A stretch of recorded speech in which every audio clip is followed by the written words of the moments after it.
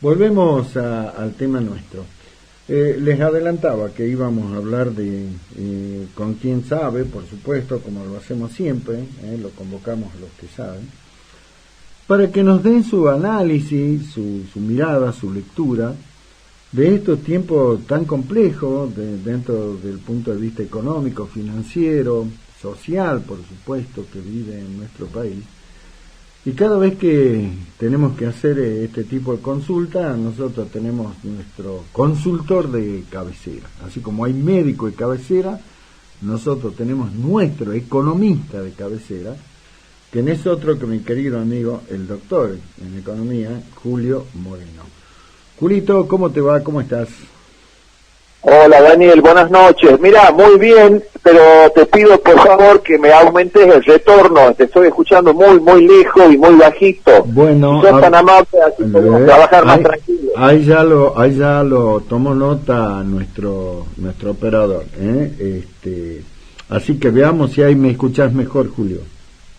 Sí, muchísimo mejor, Daniel. Ahora sí ya estamos tranquilos. Bueno, adelante, Daniel. Ahora sí te escucho bien. No, lo quiero escuchar a usted. No, todo lo queremos escuchar a usted. Claro, el que sabe aquí es usted. Yo le tiro el fardo a usted. Tomate, arréglatela como pueda. Trata de explicarnos qué es este nuevo desastre en el que estamos los argentinos, Julito. Bueno, mira, Daniel, este desastre empieza con la renuncia del ex ministro Guzmán, en donde generó, obviamente, un problema muy serio en la economía del país. Digamos que Guzmán ya esperaba o ya sabía que esto iba a pasar, por eso se abandonó el barco y se fue. Después, bueno, la ministra Batakis, que con toda valentía agarró esta brasa, y que, bueno, está haciendo anuncios que, en definitiva, estos anuncios que ha hecho para frenar concretamente la inflación y la cotización del dólar en todas sus versiones, o sea, llamarle el dólar contado con liquidez, el dólar blue, etcétera. Entonces, todos esos anuncios que tiene que hacer la ministra, por lo menos que hizo de alguna manera, hace que, en definitiva, el mercado no le crea, y que lamentablemente al no creerle, ocurrió lo que está ocurriendo, un dólar al 3.30 y pico, ahora bajó un poquito justamente porque la atención o la visita de Batakis a la gente del Fondo Monetario están de alguna manera acomodando un poquito las cargas, pero en definitiva te digo, esta corrida, estos aumentos entre un 20 y un 30% de todos los precios, este aumento del dólar, esa inseguridad te da la pauta de que los anuncios que ha hecho concretamente, para tener una idea, de decir, bueno, señores, el dólar turística lo vamos a comprar por lo menos hasta 5.000 pesos a los turistas que vengan al dólar financiero, por dar alguna definición al dólar, que tampoco convencieron. Después, bueno, algunas medidas del cupo del dólar de las importaciones. Eso hace que, en definitiva, no crea el mercado en todo este tipo de medidas, o que son muy flojitas las medidas para, de alguna manera, bajar la cotización del precio del dólar y, por supuesto, bajar la inflación. Eso no es creíble. Entonces tenemos estos grandes problemas que se han ocasionado justamente por la falta de credibilidad, por la falta de confianza, y fíjate vos, ahora tampoco tenemos dólares para las importaciones, entonces se puso un cupo de decir, bueno, señores, las importaciones tienen que ser cerradas con 180 días, por darte un ejemplo, y nadie te va a vender a 180 días. Entonces, ¿qué es lo que hacen los importadores? Tienen que recurrir al dólar financiero, 3.20, 3.30, claro, y eso obviamente lo cargan al precio final y genera inflación. Así que estamos entre la inflación, el aumento del dólar, y bueno, esta escalada tremenda del dólar de estos últimos días ha generado un problema muy serio a la economía, que no hay precios, que falta mercadería, y que no sabemos qué va a pasar. Las convenciones colectivas de trabajo, los sindicatos también están reclamando aumentos, obviamente, para que no quedar fuera de circulación, llamarle así, con los precios, con los aumentos de sueldo. Así que es toda una cosa grande que no, en este momento, este ovillo grande no está sin ser. Y a esto agregarle, por supuesto, la quita de los subsidios a la electricidad, al gas, que eso también va a ser inflacionario. Así que esto es lo que está pasando, esta es la foto de hoy, Daniel, y obviamente lo que nosotros buscamos es decir, bueno, señores, empecemos con reglas de juego claras, credibilidad y todo, pero ¿cómo se da esas reglas de juego claras, esta credibilidad, esta confianza? Y se da con medidas desde lo político. ¿Y por qué te digo desde lo político? Cualquier político sabe, cualquier economista sabe cómo se baja la inflación, eso lo conseguís en cualquier manual de macroeconomía. El tema es que el político esté dispuesto a hacer los ajustes necesarios para que la inflación no suba, no hacer más emisión monetaria, o sea, un poco lo que anunció en algún momento la ministra Bataki, que tampoco le creyeron que no se iba a emitir más plata, que iba a haber un solo pago, un solo lugar donde se iban a pagar. O sea, todas estas medidas que en su momento anunció la ministra no han sido, no son suficientes para calmar este nerviosismo, este mal humor social. E incluso hay una cosa, Daniel, que hay que tener claro. Fíjate vos que ya los grupos que son los que reciben estos grupos sociales que están recibiendo en este momento subsidios, etcétera, los planes y demás, ya lamentablemente están haciendo apología de unos problemas sociales, que sí, que van a dejar la sangre, no van a dejar la sangre. Desde otros sectores, Aldo Rico contesta de que hay que salir a defender a la patria. Llegar a esos extremos es muy difícil bajarlo al tema, porque lamentablemente eso es lo que nos perjudica como país, que cuando en definitiva es el momento que tenemos que estar todos unidos para ver cómo solucionamos estos problemas. Así que este mal humor social, estas idas y venidas con distintos sectores y esta falta de liderazgo político hacen de que veamos con una incertidumbre total el día de mañana. Así que eso es un poco la foto de lo que estamos viendo, Daniel. Exacto. Ahora, sobre llovido mojado, como decían nuestras viejas, nuestros abuelos, Julito, sobre este panorama tan crítico que decís vos, sobre esta situación, este enfrentamiento que desde afuera se observa, ahora le agregamos, le damos una nueva dosis y le tiramos un bidón más de nafta a este incendio, con esto que yo comentaba en el bloque anterior, que va a ser la presencia masiva de piqueteros el sábado en la sociedad rural, para de alguna manera ir a reclamarle a los productores del campo, en la inauguración de la exposición de la sociedad rural, bueno, que liquiden los dólares de la cosecha. Y yo, Julio, nosotros pertenecemos a una generación donde hemos visto lo que era sangre en las calles, lo que era el enfrentamiento de un lado y del otro a tiro y demás. Y yo estoy preocupado, Julio, porque esta película ya la vimos y quizás estamos en la antesala de hechos aún más graves con esto que puede pasar el sábado. Sí, totalmente de acuerdo y coincido con vos, Daniel. Fíjate vos que ya se está hablando de que los ajustes que necesita el país, si no lo hace la clase política, lo va a hacer la gente. Y vos sabés bien que la gente, cuando sale de verdad. Y lo vimos en el caso de Alfonsín, en el caso de la Rúa, claro, que son los últimos casos más notorios, los más cercanos. Entonces eso es lo que lamentablemente es lo que está pasando. Entonces sí, pedirle a la clase política que diga, señores, hagamos alguna señal, y una de las señales es decir, bueno, señores, vamos a devaluar, no vamos a devaluar, vamos a bajar los gastos, vamos a imprimir menos, pero eso lo tiene que hacer la clase política con un liderazgo fuerte.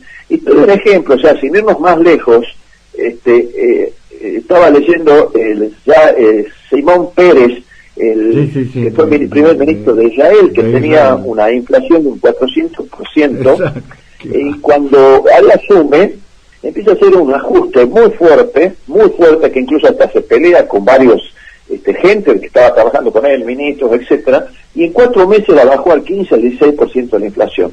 Empezó a hacer recortes en gastos superfluos, recortes en los ministerios, recortes, entonces ya empezó a tomar credibilidad, y él pensaba que obviamente iba a perder fuerza, cuando en definitiva después por declaraciones del mismo dijo, sí, empecé a creer y tener más popularidad, incluso llegó hasta un 70% de imagen positiva una vez que bajó la inflación. O sea, acá el planteo concretamente es decir, señores, evitemos que el pueblo salga, evitemos que la gente salga, que es lo que ya está haciendo esta apología digamos, del delito de poner gente, nos está haciendo mucho mal, porque en definitiva, los que trabajamos, los que estamos en el día a día, estas cosas, realmente esta incertidumbre nos hace muchísimo mal. Así que creo que otra de las versiones que ya se está circulando es que iban a adelantar las elecciones, un poco para ver, de descomprimir todo este aumento, esta suba permanente de precios y demás, en donde obviamente vendrán otras fuerzas políticas a plantear de alguna manera qué plan económico, qué es lo que piensan hacer, y por supuesto los que vengan y los que ganen van a tener que tener una fuerza política muy fuerte de mayoría en las cámaras y por supuesto un liderazgo muy fuerte para poder enderezar lo que está haciendo este país. Así que te digo, políticas de shock, una devaluación que puede llegar a menos de 300 pesos, que eso obviamente perjudicaría muchísimo al país, porque aumentaría totalmente la inflación, y vos sabés que cada punto de inflación son más de 100.000 personas que entran en la línea de pobreza. Así que realmente te digo, es muy delicada, muy sensible, y tampoco quiero hacer decir, bueno, sí, no quiero asustar a toda la gente, pero realmente hay que decir la verdad de qué es lo que está pasando, y en definitiva lo que yo me animo a decir son algunas recetas que se tendrían que hacer para descomprimir esta situación, bajar un poco este mal humor social, y después en definitiva que se encamine la producción, que haya más trabajo, que empecemos a exportar, y bueno, todo eso se consigue con confianza, no hay inversiones, no hay préstamos. Entonces la única solución es que desde adentro del país empecemos a generar todo lo necesario para empezar a producir, generar fuentes de trabajo y demás. Así que te digo que no es fácil lo que se viene, y enderezar esta tremenda mal humor social, y por supuesto acompañado de estos aumentos de precios, y que vos no sabés si mañana qué va a pasar, si va a haber desabastecimiento o no va a haber desabastecimiento. O sea, todo esto influye en el malestar y el mal humor social de toda la comunidad, de todos los argentinos, ¿no? Exacto. Bueno, la ministra Bataki está en Washington, empezó hoy una maratónica jornada de reuniones con todos los sectores importantes del mundo financiero internacional. Se reunió esta tarde con la CEO del FMI, pero mantuvo reuniones antes con otros organismos, y entre ellos, explícanos a nosotros que es alentador esta decisión que tomó el Banco Mundial de aprobarle un financiamiento por $200 millones a la Argentina. Eso por un lado, pero por otro lado está la posición, ¿no es cierto?, que tomó el Banco Interamericano, que dijo ya a la Argentina no la podemos ayudar más, porque le hemos ayudado todo lo posible, ahora se tienen que ayudar ellos solos. Entre los propios organismos financieros internacionales, Julio, hay distintos puntos de vista. ¿El BID dice una cosa y el Banco Mundial otra?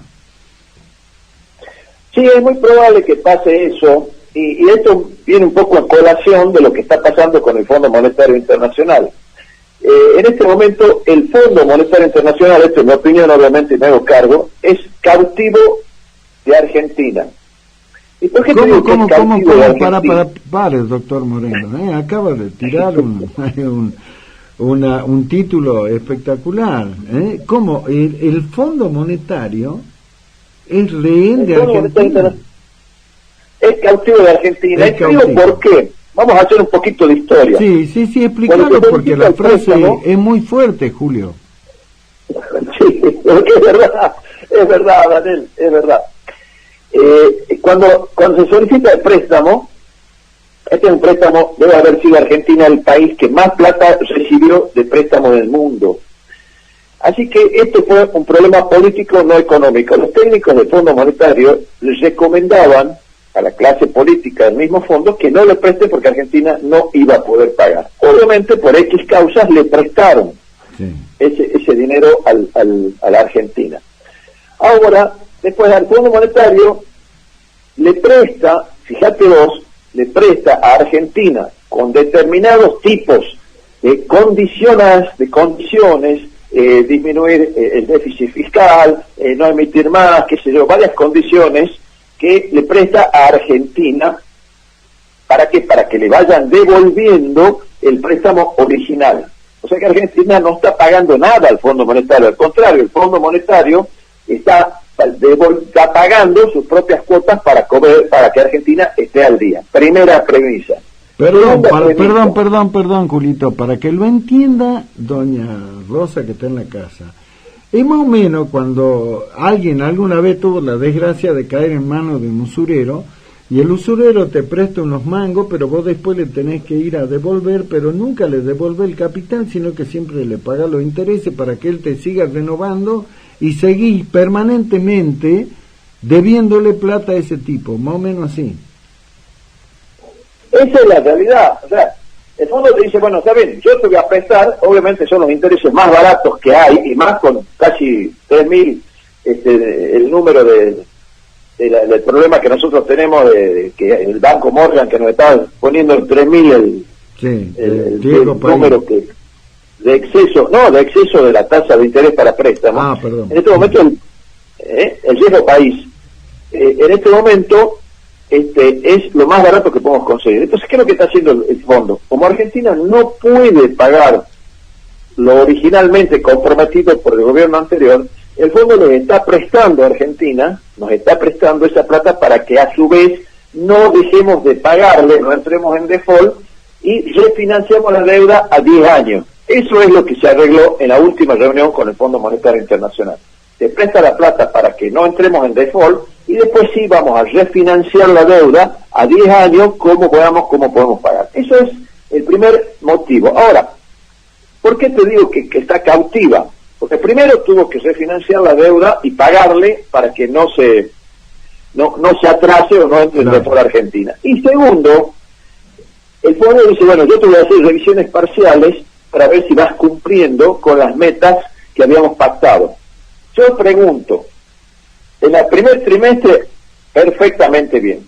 El segundo trimestre, Argentina no está cumpliendo con las metas. Entonces lo que está haciendo ahora la ministra Batakis es renegociar estos acuerdos para que después no se caiga el préstamo que tenemos, que en este momento debemos estar debiendo ya casi 30.000 millones, para que no se caiga este préstamo que nos está haciendo el Fondo Monetario. ¿Por qué? Porque originalmente no está cumpliendo Argentina. Y esa es la otra pauta de por qué te digo que es cautivo, porque lamentablemente para el Fondo Monetario, que hizo una refinanciación de deuda del caso Argentina, y a los 3 meses sabe que esa refinanciación fracasó, también es un fracaso del Fondo Monetario. Entonces, por eso es la buena voluntad y predisposición por parte del Fondo Monetario para tratar de ayudar. Entonces sí veríamos que, como Argentina está entrando en un año político, obviamente va a tener que seguir gastando. Por un lado, obviamente no querrá perder el gobierno las elecciones, y por otro lado el problema social que tiene Argentina, que es muy serio, es muy delicado el problema. Entonces el fondo hoy, en este momento, no está actuando como tendría técnicamente que actuar, sino está actuando con otros valores, que es el tema de la sensibilidad social, el tema que pueda o no pueda pagar, que se reactive la economía de adentro hacia afuera. Por eso es el planteo de que sí tiene que volver a refinanciar, ¿no es cierto?, este acuerdo trimestral que tiene que hacer Argentina. Así que te diría, ahí por eso un poco te ratifico de que lamentablemente el fondo está cautivo de Argentina. Exactamente. Ahora, la pregunta más difícil para un economista, para un doctor en economía como vos, habiendo ratificado tu doctorado en España, contale al vecino que está al lado de la radio y escucha y dice, che, qué bárbaro, qué explicación que da el doctor Moreno. Y la señora dice, doctor, ¿cuándo va a parar la escalada en la suba de precio de los artículos más necesarios? Bueno, yo Yo soy economista, no soy mago, ni adivino, Daniel. Yo lo que te puedo explicar qué es lo que está pasando, por qué y cómo se soluciona. El problema es que no sé cuándo y hasta cuándo vamos a poder decir que de alguna manera esto se paró si no hay una decisión política muy fuerte. Entonces nosotros la economía podemos decirte, sí, se puede hacer si se hace tal y tal y tal y tales cosas, pero la decisión está en la parte política. Así que te diría, yo como lo veo, vamos a tener varios meses de inflación alta. No llega a la hiper, pero sí acostumbrarnos a convivir con una inflación alta y por supuesto que vos vas al almacén hoy día y sabes que pasado mañana te van a aumentar los fideos y la semana que viene te van a aumentar el aceite, con el riesgo de que no haya aceite, no haya fideos, etcétera. Así que te digo, la pregunta no es fácil. Yo lo que te puedo hacer una proyección de lo que puede llegar a pasar y cómo de alguna manera esto se puede llegar a solucionar. Así que decisión política para crear confianza, seguridad, estabilidad, reglas de juego claras y garantía jurídica. Es todo lo que se necesita, Daniel. Eso bueno, no lo da el economista, lo da la política. Justo lo que no hay. Exactamente. Todo lo que no hay, Julio, porque es verdad, más allá de, tal vez en el caso de ustedes, los economistas, bueno, se pongan de acuerdo, pero les llevan la receta y le dicen, esto es lo que hay que hacer, y no hay voluntad política, bueno, ahí estamos realmente complicados. La última, y tiene que ver con esto que dijo Grabois, por un lado, sangre en las calles, repito, nosotros en la década del 70 lo vivimos, Julio. Por otro lado, Aldo Rico dice, camaradas, prepárense, y después aparece este tema del enfrentamiento de la rural. Ya no como economista, como argentino, como nombre de la democracia, te pregunto, Julio, dame tu reflexión sobre estas tres cosas. Me preocupa muchísimo, Daniel, me preocupa muchísimo porque estos enfrentamientos ya los vimos, ya los padecimos, esta brecha parece que no se cerró en ningún momento. Entonces, el hecho de que un señor desde una tribuna diga y amenace que va a haber pérdida, va a haber sangre, va a correr lo que fuere, y otro sector salga a decir que hay que defender a la República, la verdad que me preocupa muchísimo, porque esto va a exceder a cualquier ciudadano común, y espero que no llegue a mayores. Y vuelvo a repetirte, señor presidente, señores políticos, pónganse en las pilas, busquen la forma de que esto no llegue y que no haya derramamiento de sangre, porque eso es lo peor que nos puede pasar. De esto no se vuelve. Y ya sabemos, Daniel, lo que nos pasó.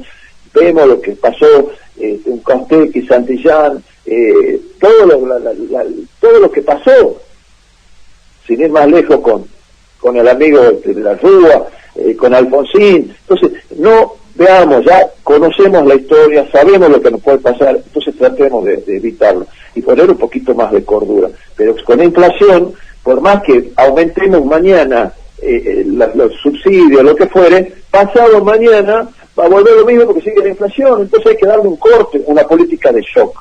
Si no le damos una política de shock, esto va a seguir y es sacarle un hilo al ovillo, que no le sacamos todo, hay que sacar todo. Así que esa es un poco la opinión, de mucha preocupación, Daniel, de cómo podemos llegar a terminar con este tipo de flagelo que nos está pasando en Argentina. Exacto.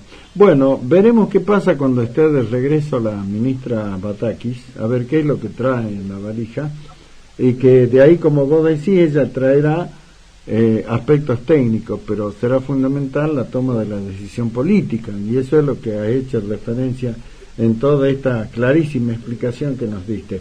Así que seguramente cuando vengan y se anuncien algunas medidas, te estaremos convocando de nuevo para que nos des tu parecer. Te tengo un mensaje. Quiero saludar a Julio, dice, felicitarlo al expresar que en cualquier manual de economía se sabe cómo salir de la inflación.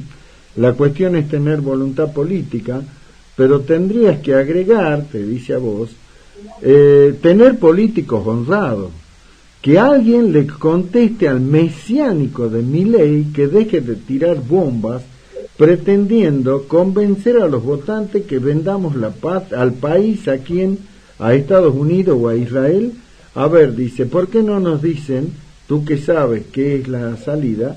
Nos conocemos hace muchos años, Julio, y sabés que al ser humano cuerdo no nos engañan. Por favor, dice, te manda muchos saludos la señora Catalina de Seriani. Bueno, yo también les retribuyo mis saludos a Catalina, sé que es una gran oyente y gran admiradora tuya, Daniel, la verdad que te agradezco muchísimo y le agradezco a Catalina. El problema es que cuando aparecen estos mesiánicos hay que tener mucho ojo, porque incluso fíjate más dentro de la misma juventud es la que más cree el mensaje de él y lamentablemente este viene un poquito a colación. Te voy a hacer un poquito de historia, no sé si tenés tiempo, Daniel. Por supuesto, Julio. Bueno, yo estudiaba y trabajaba haciendo artesanías y todos los veranos me iba a Mar del Plata, era artesano y vendía pulseras con nombres, anillos. Tu época de hippie, cuando tenías pelo largo. Entonces, me aparecen unos chicos de clase media y clase media alta y me piden que les haga anillos con nombre. Entonces les pregunto, bueno, ¿qué nombre querés que le ponga? Viste, ya iba a anotar Juan, Pedro, José, María, etcétera. No, dice, ponele montoneros. Entonces digo, pero estos chicos de Montonero no tienen idea de qué es lo que pasa con el país, no tienen nada. Entonces es una moda. Lo mismo que puede haber sido algunos mesiánicos, como ahora, que tienen, y no quiero desmerecer la capacidad y mi gran respeto intelectual que puedo tenerle yo a Milei, pero sí los jóvenes tienen que darse cuenta de que de alguna manera hay cosas que sí se pueden hacer y hay cosas que no se pueden hacer. Entonces para mí, en alguna medida, esto es una moda, salvo que después el diputado Milei me convenza que van a ser planes creíbles y planes que se puedan hacer. Una cosa es estar en la tribuna y otra cosa es estar en la cancha con los botines puestos y tratando de hacer goles. Así que una cosa es desde la tribuna criticar y pegar gritos, insultarlo al referido, al que no ha hecho el gol o lo atajó el penal, lo que fuere, y otra cosa es cuando ya entras en la cancha y juegas. Así que yo diría que todavía falta, tendrá que presentar un plan creíble y que sea creíble para todos, pero sí es una moda y que los chicos jóvenes y los no menos jóvenes están esperanzados en algo distinto. Para mí es eso, y por supuesto va a seguir creciendo en las encuestas, pero sí no nos tenemos que equivocar de que hay cosas que se pueden hacer y hay cosas que no se pueden hacer de lo que él está prometiendo. Así que para mí, en este momento, hoy te diría que es una moda. Julio, como siempre, un placer, un gusto. Gracias, como siempre, te mando un fuerte abrazo. Un gusto, Daniel, saludos a vos, por supuesto, a todo tu equipo y a toda tu audiencia. Gracias, doctor.